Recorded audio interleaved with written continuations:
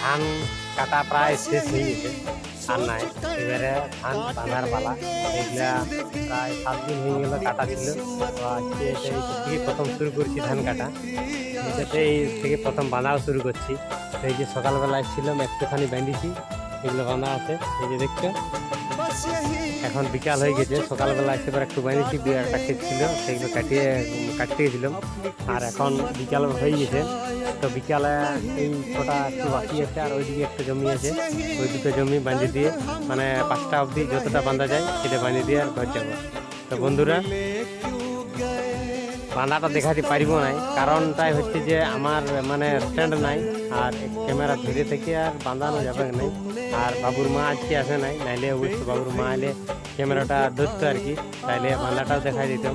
কারণ আমাদের ছোট ছোট আঁটি, বড় বিড়া হয় নাই। তো বন্ধুরা, ভিডিওটা দেখতে থাকো, ভালো